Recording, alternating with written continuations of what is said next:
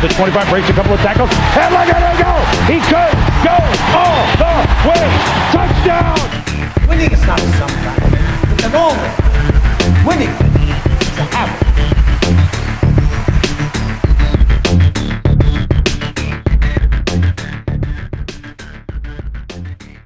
What's up, sports fans? Welcome back to another great episode of Gut Check Podcast. Happy to be back in the routine and the swing of things. As always, I'm here with my good friend and co-host, Seth Floyd Hansen. What's going on, man? How you doing? I'm great. My new Fred Warner jersey came in the mail. The throwbacks. Found it for $40 off a website we won't talk about, but humble brag. Nice. A humble brag. I know. Very excited about it. But yeah, man.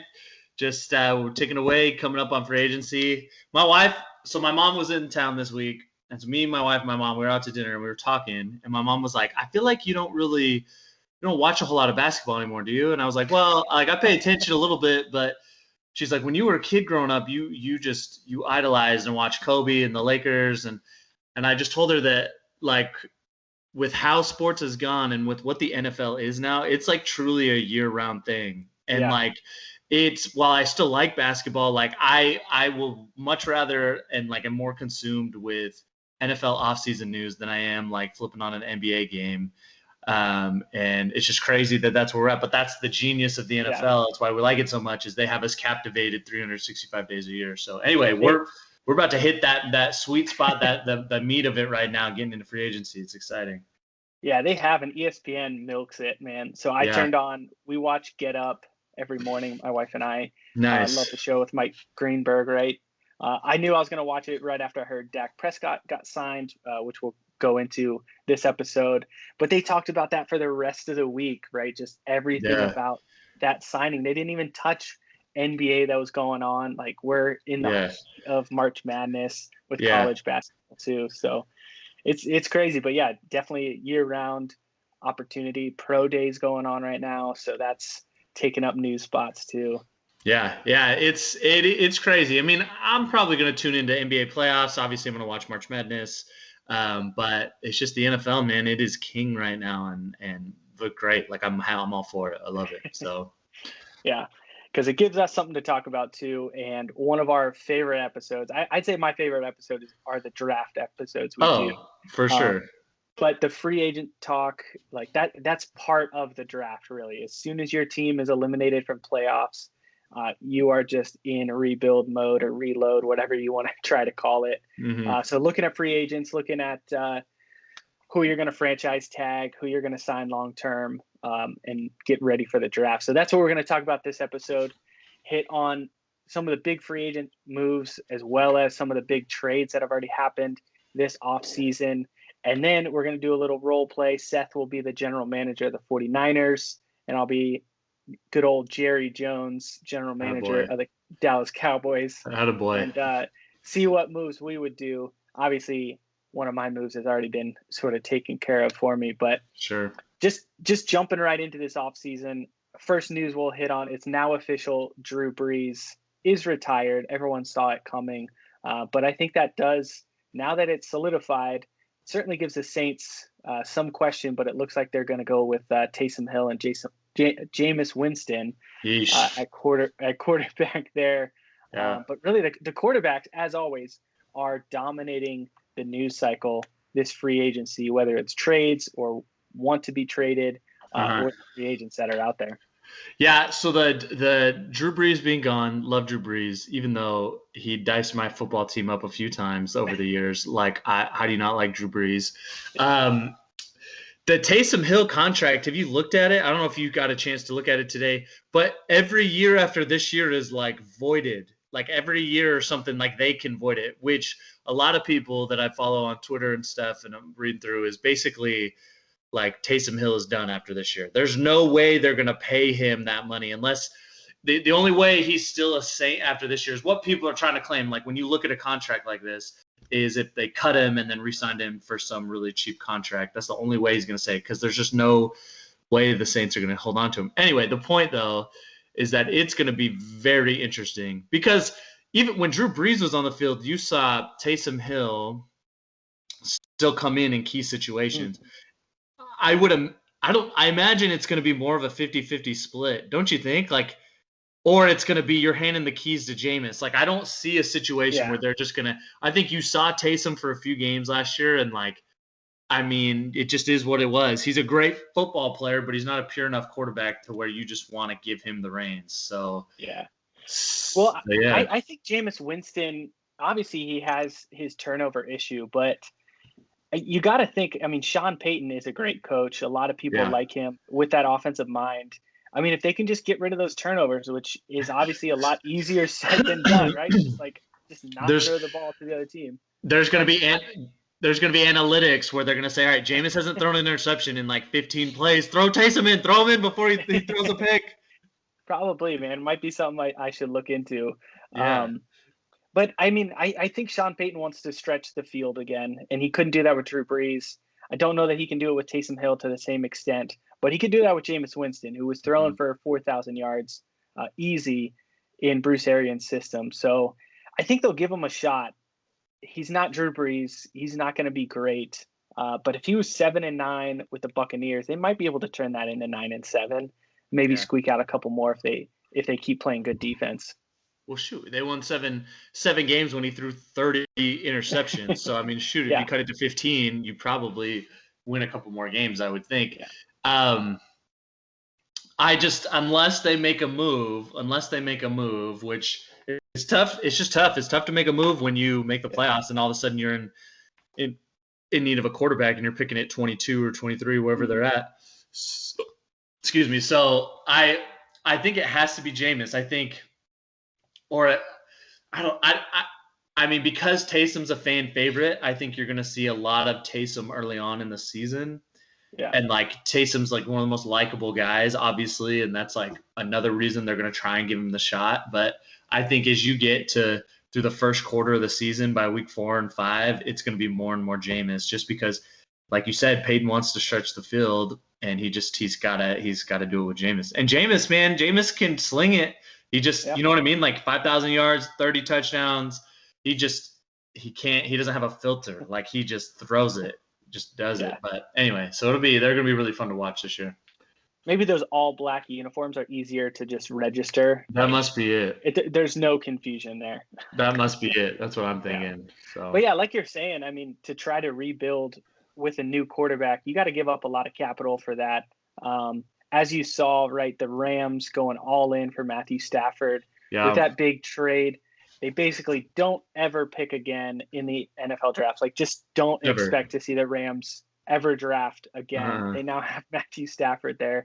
Jared Goff is with the Lions. And then all the talk about Deshaun Watson. Is he going to stay and play with the Texans? They certainly want him to. Is he going to be traded? And if he is, the reports right now, at least 3 first-round draft picks, which eliminates a lot of teams really from having any sort of chance at getting Deshaun Watson. Sure, and the Deshaun thing, that's like all rumor too. Like they're still claiming they're not moving him. Like they're still talking. Yeah. Well, and so they're just the other rumor along with that is what I want to hit is that not only would you, and I've listened to some Texas podcasts, some of their beat writers talking. And they're saying it's not going to just be that, but you're going to need like your best defensive player probably is what they're not taking anything. They're not just taking 3 or 4 first round picks. They'll take 3 first round picks and your young blue chip player that's on defense. And it's all speculation. Now, if I'm the Texans, like I'm trading him. I just am. Like, how can this be fixed unless David Culley comes in and is like, which he hasn't been so far. Like Deshaun hasn't changed his mind. I'm sure David Culley's great. And Deshaun, there's even been reports like Deshaun has said, I don't have any beef with the coach. But when the owner is the problem, like what are you supposed to do? So the more you wait, the harder it is to get this thing going. You know what I mean? They're not close to winning at any time soon. I know Deshaun bridges the gap for a lot of it, but man, he had a great year last year and they still only won 4 games. So if I'm them, I'm trading Deshaun. I'm getting a haul of picks. I'm getting a defensive player because someone will give it. They'll give you a defensive player. As steep as that is, and as some teams might play hardball. There's going to be a team out there that I'm sure Deshaun would agree to that will give it up. And so that's the thing to watch. But the Texans, man, they're gonna blow this. I don't think they're going to trade him before the draft. I just don't think they're going to. And then they're going to end up realizing like, oh, it's late June, early July. Holy crap. He has not changed his mind. We better do something. So. Yeah, that's what you got to look for. The Texans need to move before the draft. Really, any of these teams that are going to make a move. A lot of them, I think, just try to sit put and see what they can do in the draft and see what they have after the draft. But you lose just all that capital in being able to trade picks, especially if the Texans are already looking for that. Or if you're the Jets right now, if you want to move on from Sam Darnold, right, which you could argue one way or the other, you have to be able to, package some picks with him or just get rid of him and hold on to those picks. Like, I don't know. The draft is so much value added. And if you wait till afterwards, you're shorting yourself, really. Sure. Now, I guess, like, I could see this. I'm playing devil's advocate. Like, if you're Nick Caserio, new GM, you were committed to trying to make it work with Deshaun. You're not close to winning anyway. You really could you could call Deshaun's bluff, put this thing off for a year, and get to training camp, see if he reports, and then trade him. You'll probably still pick up a defensive piece. It'll be late in camp, but you'll get one. And you're still Deshaun's not gonna lose his value. You'll still get 3 first-round picks for him. And so maybe you're okay with the idea of I'm pushing off this rebuild, a full rebuild till next year. Like, I'll do it with the hope that we're going to keep Deshaun. And so, like, if that's his plan, if he's okay with it, then, like, at least he's got a plan. But his plan can't be, I know Deshaun is showing up for camp. His plan has to be, like, I'm okay with waiting if that's what it takes. And then I'll just make the trade in later in the offseason. It's just, I just wouldn't do it personally. I just is what it is. Like, it's this isn't Madden. Like, I can't just play with my guys, whether they, you know what I mean? Like, there's emotion, there's human emotions and relationships. And this isn't something that's going to be fixed. Not with Easterby there, with McNair, the owner. Like, they have not done well. They don't see eye to eye, probably because McNair, I don't know how old McNair is, but I'm assuming he's a really old, rich guy who does not see eye to eye with Deshaun, and that just is what it is. And so I just think they're better off cutting ties and making a clean break. But yeah, I think your point with the GM is interesting because a lot of new GMs, I think, get excited about the draft right when they come in, right? Because those are going to be the people that are tied to their success, right? Who did you draft and how did that turn out? So I would think, I'm with you. If I come in as the new GM for the Texans, well, on one hand, I'm pumped about the draft. Let me try to get as many draft picks as possible, as many chances to be successful. And then my team, like, who cares what the Texans had before I got there? They're not my players. Yeah. I want new players to build around, and then I'm successful. Yeah. Now, the flip side, though, your name is also then tied to, you're the general manager who traded away Deshaun Watson, who went on to win, 3 Super Bowls with Bill Belichick in New England or whatever, right? Worst case scenario. Yeah. So, which is what you see, I think, in Seattle right now, right? Russell Wilson, I don't think it's as bad as a Texans situation. No. I think Russell's frustrated, but it's salvageable. But on the other hand, Russell doesn't want to be the guy to initiate the trade and be the one who asked out. And then John Schneider doesn't want to be the guy to trade away Russell Wilson. Sure. And the Seahawks situation, I think, can be fixed. Why? Because Russell Wilson, like, doesn't like conflict and confrontation. Like, he can't even just come out and say, hey, I want to be traded. He's like using alternate avenues. He cares what people think about him. So if the Seahawks came to him and were like, hey, let's fix this, I think he would fix it. But the Deshaun thing, I get your point, and that's the popular point I've heard, is like, you don't want to be the guy known for trading Deshaun. I don't think anyone would look at Caserio that way, because Caserio's going to be like, what did you want me to do? She wasn't going to show up. And I'm not the one who caused the problems. I'm not the one. I just got put in this situation. Like, I did what I thought was best. And if I'm him, I'm trading him, and my 2, I'm either trading him to the Dolphins or I'm trading him to the Jets. And those are the only 2 I'm working with to start, and then maybe branching out from there. But that allows you to take a Zach Wilson or Justin Fields if you're in love with one of them. Now, the only other thing would be if Caserio just has evaluated those 2 dudes and is like, he's not the guy. Now, you could make a strong push to the Jags if your boy is Trevor Lawrence. I don't know why you wouldn't do that if you're the Jags, other than, like, who's getting more in that situation? Are the Texans going to get 2 first-round picks, including this year's first overall pick, or does it have to be, or do the Texans have to go, hey, we'll give you Deshaun and our next 2 second-round picks for your first overall pick? Mm-hmm. It's just a crazy thing. Like, I don't know. I would think, I don't know. But if I'm the Jags, I'm doing that in a heartbeat. Like, I would take Deshaun. Oh yeah, in a heartbeat. It wouldn't even have to think twice. So those are the 3. Now the problem is, I don't know if you can get Deshaun to go to Jacksonville. He has a no trade clause, but Jacksonville was rated one of the best cities to live in. Really? I'm just throwing that out there, right? For Deshaun Watson, who's listening. I applied for Deshaun. Deshaun's like, man, I don't know what to do. Let me log on to Gut Check, see what I should do. Yeah, man, I don't. He's a subscriber. Yeah, he totally is. So I don't know. I'm looking at those 3 teams, especially those second and third picks, the Jets and the Dolphins, and just trying to make something work if I'm Caserio. Yeah. So, like we said, quarterbacks are taking over the news. Really, this year, it was said by Schefter, like 18 of them could have been on the move. Yeah. Some of them already have been on the move, and then Dak Prescott got locked down, so he's not going anywhere. Mm-hmm. But there's still a lot of big free agents out there. We saw J.J. Watt also get out of the Texans and sign with the Cardinals, which a lot of people just kind of saw out of nowhere. Yeah. But he came out and said it's because of Kyler Murray. Obviously, DeAndre Hopkins is already there. That defensive line, that defensive front could be pretty scary with Chandler Jones there. Certainly interesting, but kind of tough for that NFC West now. Yeah, well, so here's the thing about the J.J. Watt. Like, you sign J.J. Watt, who is, how old is he now?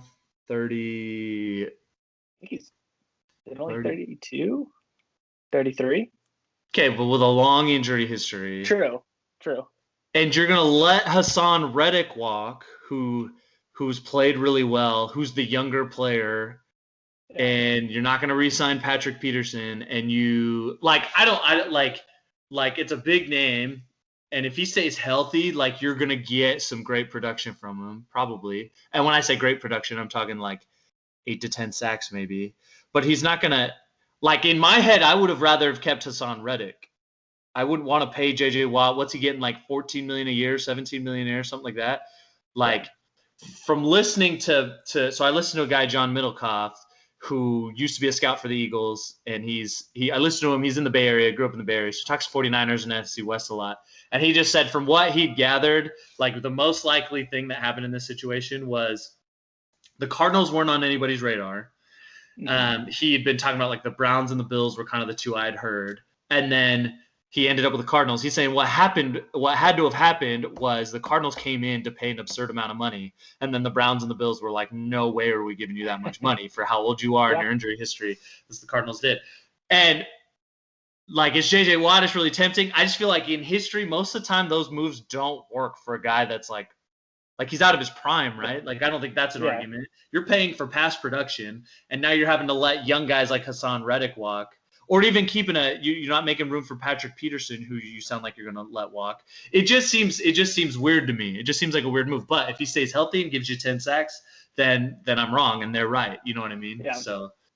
Yeah, it's always a gamble, but I think that's free agency in a nutshell, right? You're pretty much paying for past production, right? They're a free agent for a reason. Yeah. The team wasn't willing to pay their price point, or has some doubts and they want to go in a different direction. So I think the stats have shown throughout recent NFL history, these big free agent signings haven't always paid off and haven't worked. Their production value has decreased after signing a big contract. And I think that's just how it is. So it's a gamble. I'm sure if you're a Cardinals fan, you might be excited about it, but yeah, to your point, you still got to build around them. You can't play defense with just those 2 guys. They still have some young talent on there, like Isaiah Simmons. Sure. But you're gonna need some more help. So it's an interesting move for sure. I want to circle back around. We went off on Deshaun, but I want to know how you feel about the Matthew Stafford trade to the Rams. Yeah. So I wrote about this one, published this article on Medium. I'll let you guys check it out. Nice. Just looking at Deshaun Watson and Matthew Stafford. So I like the trade for the Rams because of where the Rams are at, right? They already have a solid foundation, top defense. Their weapons, maybe aren't lighting up Hall of Fame records or anything like that, but they're very capable, and they're good wide receivers that he has, a good running back. And that's where Matthew Stafford needs to be. If you look at him throughout the Detroit Lions, he was not able to overcome the deficiencies with that team and win with a bad team. He could put up some numbers, but he wasn't winning when they were a bad team. When they made the playoffs and he made the Pro Bowl was the only time he had a top defense. And that's what the Rams are providing here. So I'd like it because the Rams are just now committed. They got a better quarterback. He's better than Jared Goff. Yeah. And, I love talking draft and I love looking at draft picks, but that's a crapshoot too, right? If you know what you have, if you think you're in your window, which the Rams certainly are, I say go out, get him, and Stafford is gonna thrive. I think it's a good move. So it's good, and I think that I think Goff's cap hit was bigger than Stafford's, wasn't it? Yeah. However, now they have to pay the dead cap, and they've got to pay Stafford.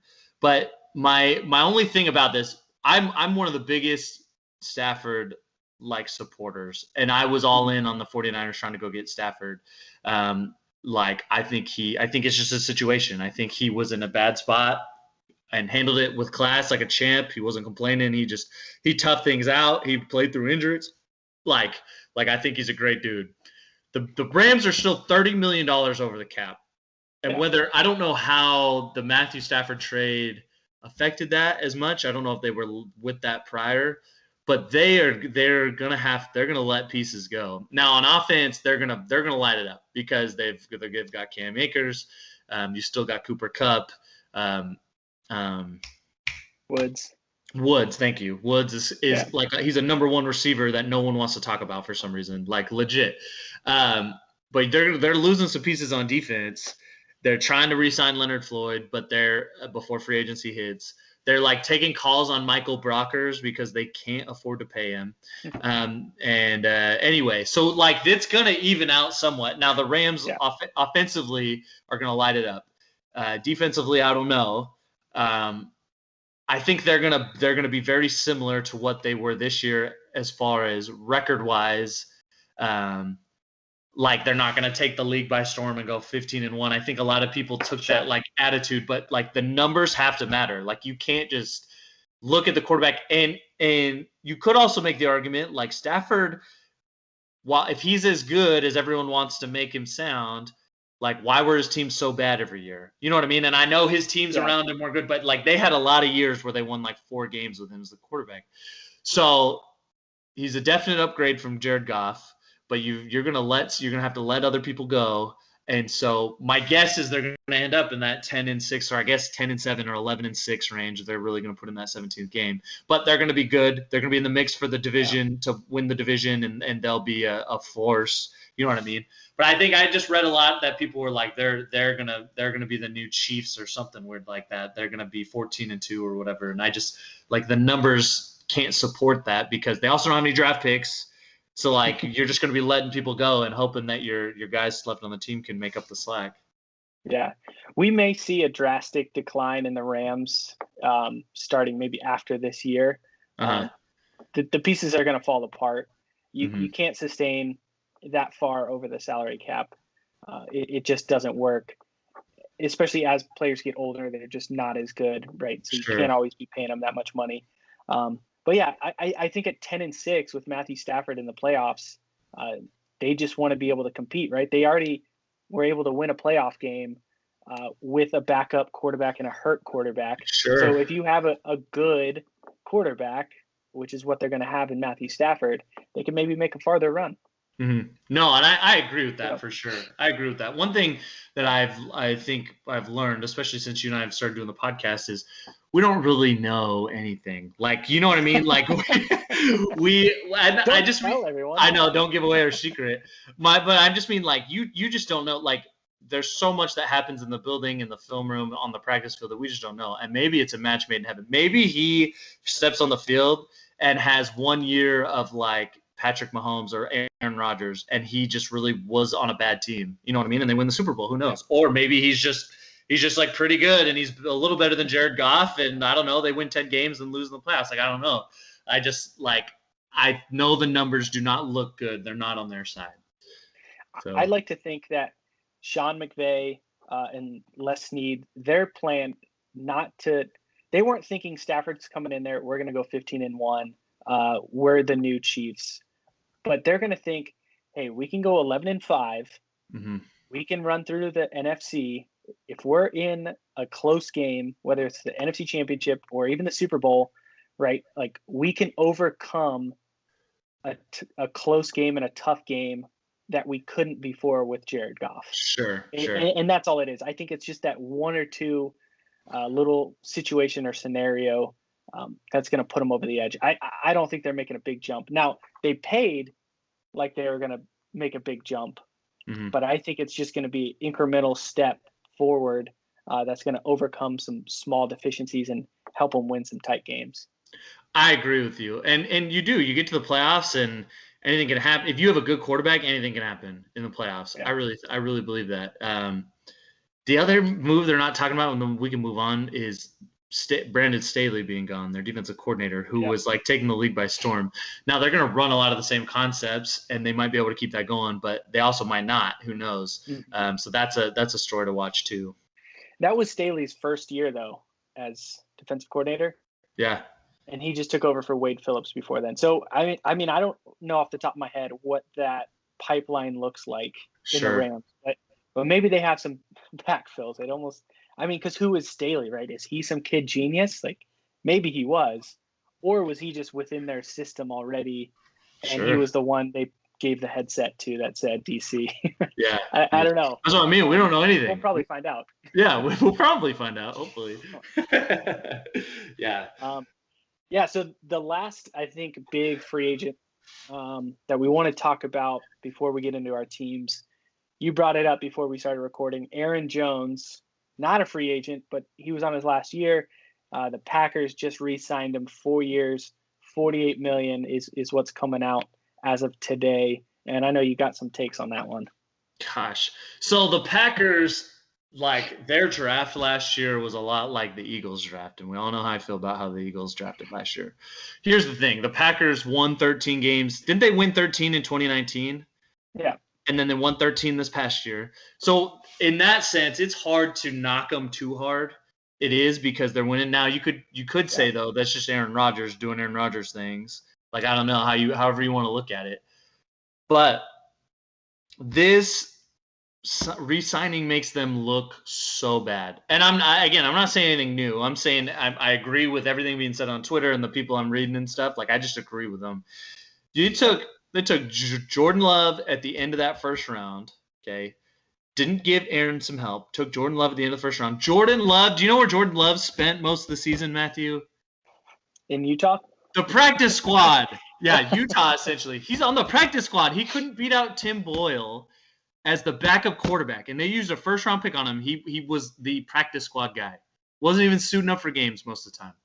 So that's a bad look. And then in the second round, you take A.J. Dillon. Now, A.J. Dillon, who's a running back out of Boston College, like, I think he's a really good player. Like, he looks the part. He runs hard. He runs physical.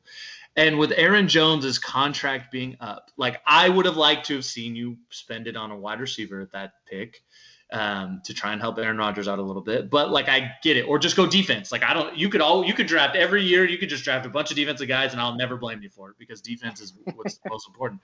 But you took A.J. Dillon. It made kind of sense. If you were going to let Aaron Jones walk this offseason, save that cap money, like, it just makes sense, because you're probably losing Jamal Williams too. You're probably not going to re-sign 2 running backs. So now you got a guy that's got a little experience, and now you're comfortable giving him the rock. He certainly looks like a guy, like a Derrick Henry type, where he can take a beating. Like, you can feed him as much as you want. And then you re-sign Aaron Jones for what, like $8 million a year or $12 million? Not 12. It's like 6 to 8. I don't know what the exact was. I lost the number, but like more than you should as a running back, probably. Like I'm all in 100% on if I'm ever a GM, I'm drafting a running back every 2 years, and I am never re-signing a running back ever. I'm just letting them walk, unless they're a Christian McCaffrey. They can also catch the ball. I would be hard pressed to not re-sign Derrick Henry because of what he's done. But for the most part, I'm just letting him walk because that's how you build a football team. You need cheap contracts at positions you can afford it. Well, guess